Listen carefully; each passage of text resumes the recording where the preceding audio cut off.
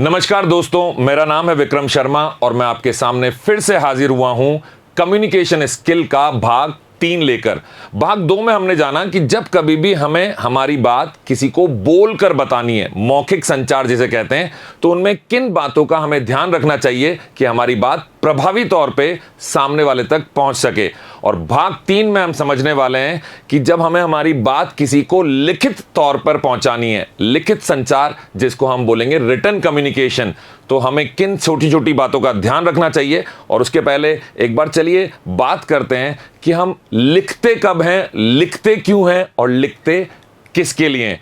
तो अगर एक स्टूडेंट की बात करें तो वो अपने नोट्स बनाता है, जो भी टीचर पढ़ाते हैं क्लास में वो अपने नोट्स बनाता है ताकि वो बाद में उनको रिवाइज कर सके, उनको फिर से दोहरा सके। वहीं एग्जाम में, परीक्षा के दौरान वो प्रश्नों के उत्तर लिखता है और उन उत्तर को लिखने का तरीका कुछ ऐसा होना चाहिए जिससे कि नंबर मिले। और नंबर मिलने के लिए आप जो भी बात लिखना चाहें वो लिखें, लेकिन उससे ज़्यादा खास बात यह है कि जो उन उत्तर पुस्तिकाओं को चेक करेगा, आपको नंबर देगा, वो आपकी लिखी हुई बात को सही भाव में समझे भी। तो स्टूडेंट जो है वो परीक्षा में लिखता है, अपने नोट्स बनाने के लिए लिखता है। वहीं पे जो वर्किंग प्रोफेशनल हैं, जो कामकाजी लोग हैं, जो कहीं नौकरी कर रहे हैं, किसी न किसी पेशे से जुड़े हुए हैं, उनको समय समय पे लोगों को फ़ोन पे मैसेज लिखना होता है या ईमेल लिखकर भेजनी होती है। तो लिखने के जो बहुत सारे जरिए हैं, उन सारे जरियों में हम छोटी छोटी किन बातों का ध्यान रखें, आइए समझते हैं एक एक कर। तो अगर मैं सबसे पहले बात करूं तो जब कभी भी हम किसी को लिखकर कोई संदेश देना चाहते हैं, लिखकर हम कोई बातचीत करना चाहते हैं, आप समझिए, बातचीत करने के लिए आमतौर पर हम मौखिक तौर पे बात करते हैं, लेकिन जिनसे मौखिक तौर पर बात होना संभव नहीं है उन्हें हम कुछ लिखकर भेजते हैं। और जब आप लिखकर भेजें तो सबसे पहले ध्यान रखिए कि आप जो भी बात करें वो प्रिसाइज हो। प्रिसाइज का मतलब क्या है? आपकी बात सीधी सीधी, कम शब्दों में, स्पष्ट वाक्य में आप उस तक पहुंचाएं। जब बात सीधी होगी, कम शब्दों में लिखी जाएगी, जितना आपको उसको एक्सप्लेन करना है, जितना भी विवरण आप देना चाहते हैं, जो आवश्यक विवरण है वो जरूर दें, लेकिन बातों को गोल गोल न घुमाएं। तो इसके लिए सबसे जरूरी है कि आपकी बात में क्लियरिटी हो, स्पष्टता हो और आपके वाक्यों में और शब्दों में आप इस प्रकार का चयन करें कि बात सीधी पहुंचे। दूसरी खास बात क्या है कि जब कभी भी आप रिटन कम्युनिकेशन करने वाले हैं तो ध्यान रखिए कि आप सीधी बात तभी पहुंचा पाएंगे, गोल गोल बात करने से आप तभी बच पाएंगे जब आप उसको पूरी तरीके से ऑर्गेनाइज कर लेंगे, मतलब उसकी एक संरचना बना लेंगे, एक सही संरचना। सबसे पहले हेडिंग जिसको हम बोलते हैं, शीर्षक, वो आपके दिमाग में तय होना चाहिए कि आप क्या लिखने जा रहे हैं। फिर नीचे जो आप बातें लिखेंगे, जो आप पैराग्राफ में लिखते हैं, अनुच्छेदों में, उन सारी बातों में आपको पता होना चाहिए कि एक पैराग्राफ में मैं क्या लिखूंगा, अगले अनुच्छेद में मैं क्या लिखूंगा। पॉइंट वाइज अगर आप 1, 2, 3 ऐसे अलग अलग पॉइंट पे बात लिख रहे हैं तो हर पॉइंट अपनी बात पूर्ण रूप से कह सके। ये स्ट्रक्चर बनना, ये संरचना बनना बड़ी आवश्यक है, तभी आप अपनी बात सीधे तौर पे कह पाएंगे, कम शब्दों में और साफ साफ कह पाएंगे। अगर मैं आपको बोलूं कि आपका मैसेज जो है वो कैसा होना चाहिए, तो वो फोकस्ड मैसेज होना चाहिए। फोकस मतलब केंद्रित संदेश। आप जो बात कहना चाहते हैं आपकी बात उसी के आसपास रहे। ऐसा ना हो कि आप बात कहते कहते कहीं और निकल गए, भटक गए, आप विषय से ही भटक गए। तो जो बात आप सामने तक पहुंचाना चाहते थे, किसी भी अफसर तक पहुंचाना चाहते थे, किसी भी टीचर तक पहुंचाना चाहते थे, किसी भी मित्र तक पहुंचाना चाहते थे, वो बात अगर भटक जाएगी तो वहां सही तरीके से कभी नहीं पहुंच पाएगी। तो अपने जो सब्जेक्ट है आपका, जो भी आपका विषय है, जो भी संदर्भ है, उस संदर्भ के बारे में सोचें और उसी के आसपास ध्यान केंद्रित कर कर लिखें। और जब कभी आपको अपनी बात बहुत अच्छे से समझानी हो तो एक बड़ी खास बात जो मैं जिसका विशेष ध्यान रखता हूं वो क्या है, मैं रिलेवेंट एग्जाम्पल का मतलब क्या है, संदर्भीय उदाहरण। जिस बारे में बात चल रही है उसी से संबंधित कोई सटीक उदाहरण अगर मुझे कहीं से मिलता है तो मैं वो उदाहरण जरूर उस लिखित सूचना में डालता हूं, ताकि सामने वाला, क्योंकि वहां मैं नहीं हूं, आमने सामने नहीं है, तो वो उसके पास अगर कोई सवाल भी होगा तो वो सवाल मुझसे बाद में पूछेगा। जब दो लोग आमने सामने बात करते हैं तो सवाल जवाब तुरंत हो जाता है आमने सामने। जो भी शंका हो, जो भी संदेह हो, वो पूछा जा सकता है और उसका निवारण भी तुरंत हो सकता है। लेकिन जब लिखित तौर पर हम किसी के साथ कम्युनिकेट कर रहे हों तो वहां पे हमें यह ध्यान रखना है कि हमारी बात ना एक बार में ही कम से कम संदेह के साथ सामने वाले तक जरूर पहुंचनी चाहिए। और इसका सबसे बढ़िया तरीका है कि आप एक अच्छा सा उदाहरण लीजिए और उदाहरण के साथ अपनी बात को सामने वाले के सामने रखिए। अब एक चीज होती है जिसको कहते हैं अस्पष्टता। कभी कभी हम हमारी बात तो रखते हैं लेकिन अंत में कुछ ऐसी भावनाएं आती हैं कि अरे भाई कहना क्या चाहते हो, आपकी बात क्लियर क्यों नहीं हो पा रही, आपको मुझसे क्या चाहिए। आपने कभी कभी शायद ये महसूस किया हो कि कोई लेटर या कोई लेख हम ऐसा पढ़ते हैं जिसको पढ़ने में थोड़ी देर तक तो मजा आता है और बाद में सारी बातें कुछ अस्पष्ट हो जाती हैं। वहां पे ये नहीं पता चल पा रहा कि अंततः ये लेखक कहना क्या चाह रहा है। तो हमेशा ध्यान रखें, जब भी आप कुछ लिखें तो इसमें स्पष्टता का होना अति आवश्यक है। फिर एक चीज होती है जिसे बोलते हैं एक्टिव वॉइस। एक्टिव वॉइस मतलब सक्रिय शब्द। अब इसको आप एक उदाहरण से समझिए। मान लीजिए मैं एक ऐसे आदमी के बारे में बताना चाहता हूं जो बहुत ही अच्छा गायक था। अब मैं उसको गोल गोल तरीके से कहूं, एक समय था एक आदमी बहुत अच्छा गाता था और उसके गाने सुनने पे लोग दीवाने हो जाते थे, बहुत पसंद करते थे। इसकी जगह अगर मैं आपको कहूं, एक समय था जब किशोर कुमार के गाने बड़े पसंद किए जाते थे। तो यहां पे ना बात स्पष्ट हो गई और मैंने सक्रिय शब्दों का चयन किया। एक समय जब किशोर कुमार के गानों को पसंद करते थे। तो ये है एक्टिव वॉइस। अगर आप एक्टिव वॉइस में अपनी बात लिखेंगे तो सामने वाले को सही तरीके से स्पष्ट तौर पे आपकी बात समझ में आएगी, उसे क्लियर हो जाएगा कि आप किस संदर्भ में बात कर रहे हैं। अगर आगे बढ़ें तो खास चीज क्या है, ग्रामर जिसको अंग्रेजी में कहते हैं व्याकरण।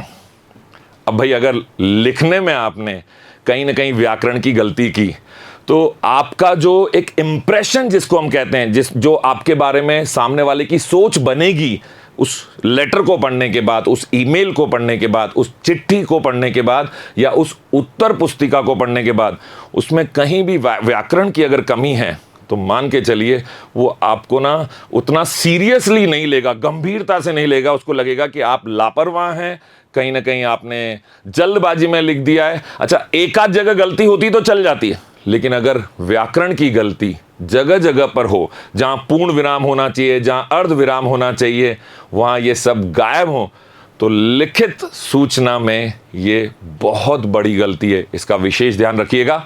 और अगर मैं बोलूं कि सबसे ज्यादा किसका ध्यान रखना है तो उसको बोलते हैं प्रूफ रीडिंग। प्रूफ रीडिंग का मतलब क्या है, जो आपने लिखा, ईमेल लिखा, तो जो सेंड का बटन है, सामने वाले को ईमेल फाइनली आप भेज रहे हैं तो भेजने से पहले उसको 1 से 2 बार कंफर्म कर लें, उसे पढ़ लें, उसे जांच लें, हर तरीके से देख लें कि आपने जो बात कहना चाहिए थी, जो लिखना चाहिए थी, वही लिखी गई है।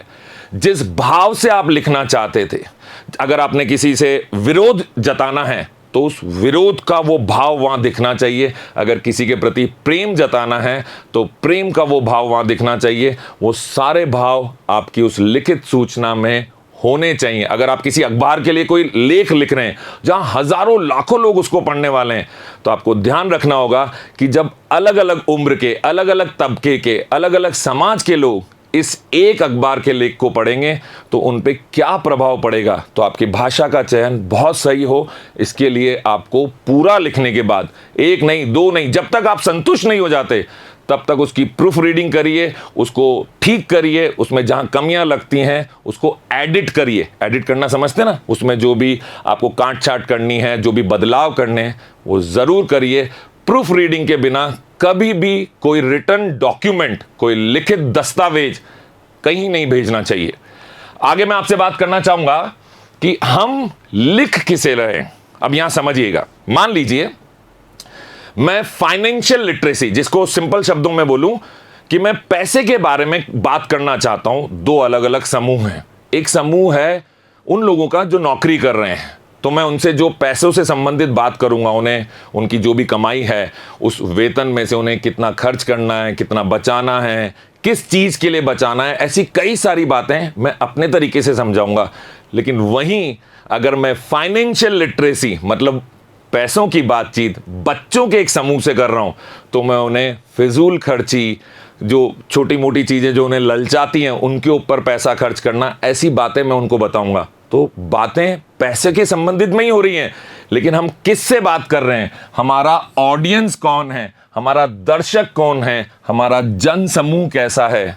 अगर हम ये समझ लें हम किसके लिए लिखने जा रहे हैं, जिसे लिख रहे हैं वो एक बड़ा अफसर है, पढ़ा लिखा इंसान है, तो हमारी भाषा कैसी होनी चाहिए ये हम पहले ही सोच लेंगे।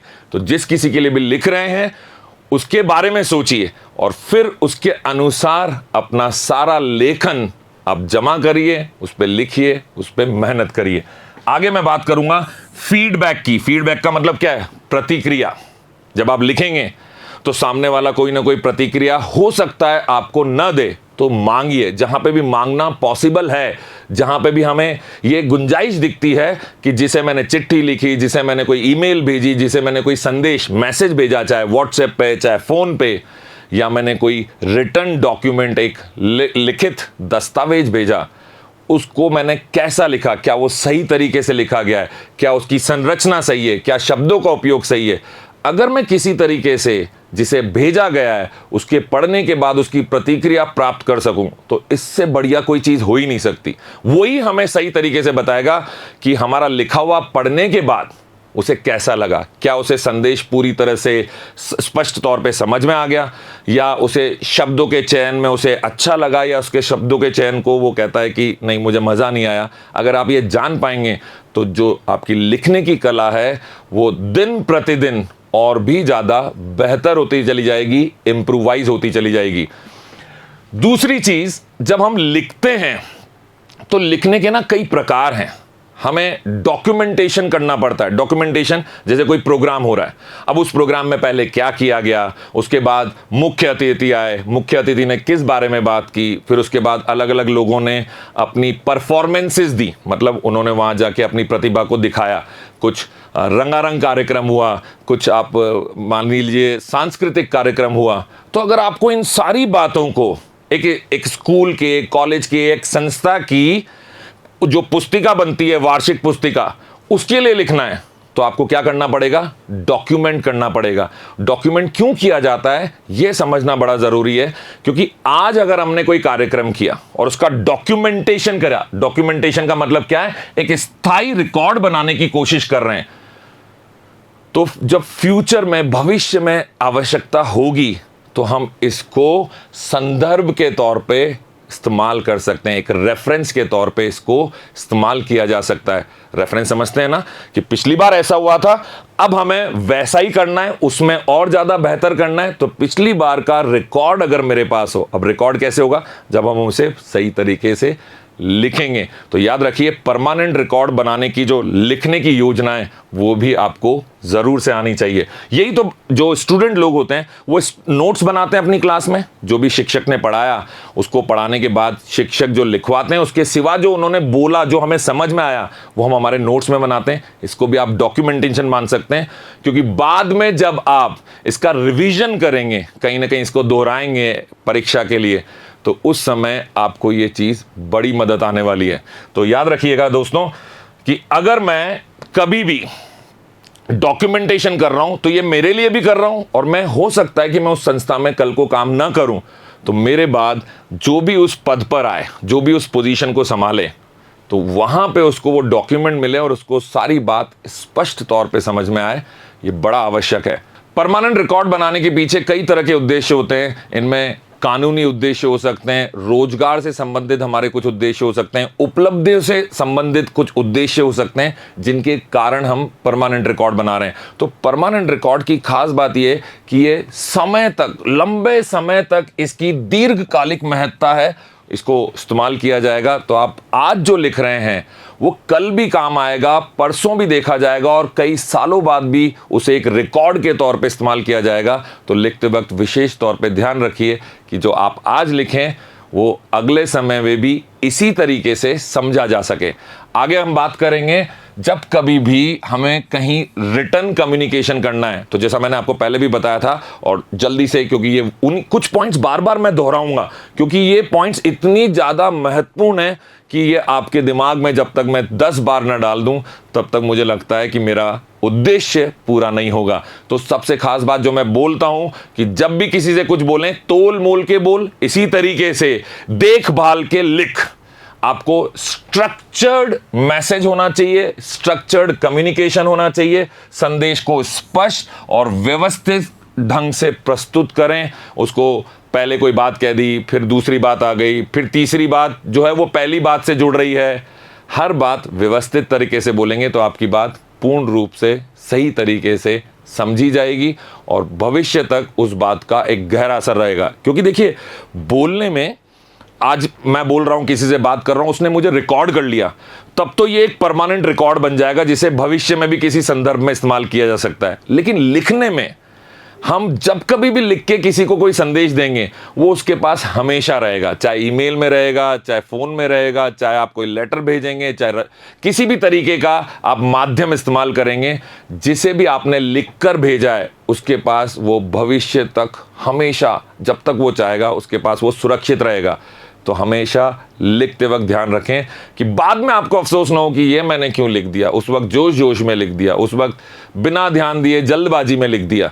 तो स्ट्रक्चर्ड होना बहुत ज़रूरी है। आपकी संरचना जो है वो स्पष्ट होनी चाहिए। आपको पता होना चाहिए कि मैं क्या कहूँगा, क्यों कहूँगा और किसे कहूँगा, मतलब किसे लिखूँगा।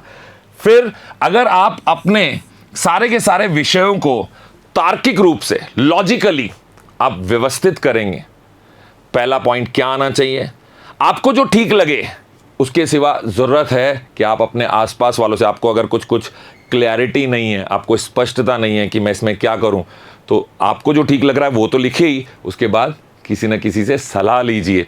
तो याद रखिएगा, स्ट्रक्चर्ड कम्युनिकेशन में आपको अनुच्छेदों पे, शीर्षकों पे, पैराग्राफ्स जो आप बनाएंगे, हर पॉइंट पे, पॉइंट वाइज आपने सब कुछ लिखा है, की पॉइंट्स बनाए हैं आपने, प्रमुख सारे के सारे बिंदु जो हैं वो वहां स्पष्ट हो रहे हैं, एक एक पॉइंट। जैसे याद है, एग्जाम में हम अपनी उत्तर पुस्तिका में जो किसी भी प्रश्न का उत्तर लिखते थे तो पॉइंट के साथ लिखते थे, पहला बिंदु यह है, दूसरा बिंदु यह है, तीसरा बिंदु यह है। और हर बिंदु पे हमें हमारी उत्तर पुस्तिका जांचने वाले जो शिक्षक होते थे वो हर बिंदु पे कोई ना कोई नंबर देते थे। तो इसी तरीके से जब भी आप कुछ लिखें तो ये ध्यान रखें कि हर बिंदु स्पष्ट होना चाहिए। बार बार फोकस करवाऊंगा आपसे, बार बार अब जोर दूंगा इस बात पे कि संरचना जरूर बनाइए, लिखने से पहले दिमाग में बनाइए, फाइनल कॉपी बनाने से पहले, जब आप फाइनली किसी को भेज रहे हैं कि ये अब फाइनल हो गया, मुझे अब सामने वाले को लिख के भेजना है, उसके पहले उसकी एक रफ कॉपी भी बनाइए। मतलब उसका एक ऐसी संरचना बनाइए जो अभी आपने सिर्फ अपने लिए बनाई है, भेजने के लिए नहीं बनाई है, भेजने का इसके बाद आप फाइनल कॉपी लिखेंगे। अगली जो खास बात है स्ट्रक्चर्ड कम्युनिकेशन की, वो ये है कि आपका जो भी पॉइंट बना रहे हैं, जो भी आपका अनुच्छेद है, जो भी पैराग्राफ है आपका, हर पैराग्राफ में एक टॉपिक अपने आप में क्लियर होना चाहिए, स्पष्ट हो जाना चाहिए। पिछला पैराग्राफ और अगला पैराग्राफ और अगला पैराग्राफ आपस में जुड़े होने बहुत जरूरी हैं। इसको बोलते हैं कंसिस्टेंसी। ये अगर बनी रहेगी तो आपका मैसेज पूर्ण रूप से सही तरीके से सामने वाले को मिलेगा। लेकिन आपके हर अनुच्छेद, हर पैराग्राफ में एक बात का कंप्लीट होना, उसका स्पष्ट रूप से पूरी तरीके से वहां पे समाहित होना बड़ा ही आवश्यक है। आप देखिएगा, आप ये भी ध्यान रखें कि संचार का मुख्य जो भी आपका उद्देश्य है, जो आपके जिस कारण से आप किसी को लिख रहे हैं, वो उद्देश्य पूरा हुआ कि नहीं हुआ। आपने किसी से, मान लीजिए, एक लेटर लिखा और आप उसमें बताना चाहते हैं कि साहब मैं आपकी संस्था में काम करता हूं और मैं इतने सालों से काम कर रहा हूं। मान लीजिए मैनेजर को लिख रहे हैं या संस्था के मालिक को लिख रहे हैं, जो टॉप पोजीशन पे लोग बैठे हैं ऊपर पे, उन लोगों को लिखना चाह रहे हैं। तो आप जब अपनी सूचना उसे दे रहे हैं कि मेरा नाम ये है, मैं आपकी कंपनी में, आपकी संस्था में, इस डिपार्टमेंट में काम करता हूँ, ये विभाग है मेरा, तो उस समय आपको ये पता होना चाहिए कि आपने वो लेटर जो लिखा है क्यों लिखा है। मान लीजिए आपका उद्देश्य था कि आप बताना चाहते हैं कि मेरी जो तनख्वाह है वो कम है, इसे आप बढ़ा दीजिए, मैं इतना अच्छा कर्मचारी हूं, इतने सालों से आपके साथ हूं और मैं इस तरीके से काम कर रहा हूं, मेरी तनख्वाह बढ़नी चाहिए। पर आपने सब कुछ तो लिख दिया और तनख्वाह बढ़ाने वाली बात पे जोर ही नहीं दिया, मतलब जो मुख्य बिंदु था उस पर आपका ध्यान नहीं रहा, संचार का जो मेन कारण था उस पर आपका ध्यान नहीं रहा, तो फिर आपका लिखने का फायदा ही क्या हुआ, ये संचार तो अधूरा हो गया। तो मुख्य बिंदु पे आपका, मुख्य उद्देश्य पे आपका हमेशा ध्यान होना ही चाहिए।